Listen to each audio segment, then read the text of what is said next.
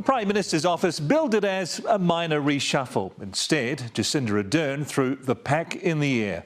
The resignation of Immigration, Justice and Broadcasting Minister Chris Farfoy, the end of Speaker Trevor Mallard's 35-year parliamentary career, the axing of Portal Williams as Police Minister to be replaced by Chris Hipkins, COVID-19 response handed by Aisha Verrill, and there was more to come. Political reporter Isabel Ewing has the details. From strumming on stage to stumbling on the severe nursing shortage. We're happy with the position that we're in now. The last 3 years have seen Chris Farfoy tumble from rising star in the Labour cabinet to reluctant minister. He asked Jacinda Ardern last year if he could bail. She asked him to stick it out for another year.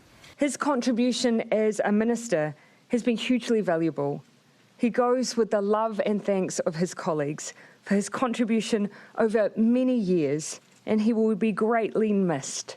It comes after Newshub revealed yesterday that health sector leaders were not consulted on immigration policy to address the dire nursing shortage, despite Farfoy saying they were.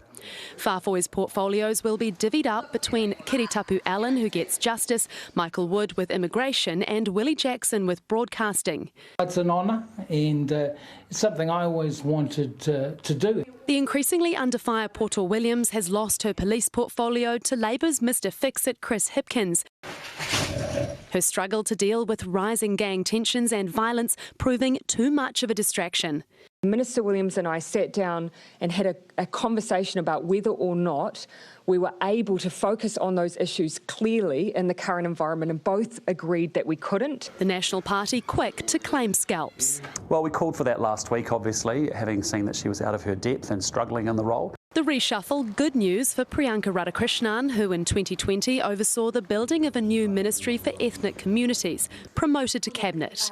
I've been working incredibly hard. It's great to see that that's been recognised. And Wairarapa's Karen McNulty bumped up to minister outside of cabinet with a focus on regional issues.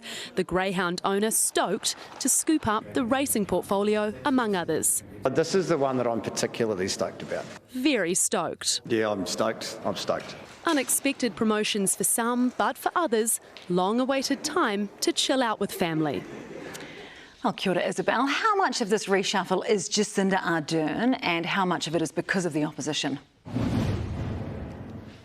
Well, Sam, a reshuffle was always on the cards pre-election, but it's hard not to see this one as a bit of a knee-jerk reaction to a few weeks of bad headlines. For example, the National Party has been putting the pressure on over gangs, but there's not much the Police Minister can do about a long-standing feud between the tribesmen and the killer bees. Before that, the headlines was ram raids, the National Party pointing to youth crime and saying that that shows that it's on the rise, but the stats actually show that youth crime is trending down. So it may be that Portal Williams is the first real casualty in Auckland's gang warfare.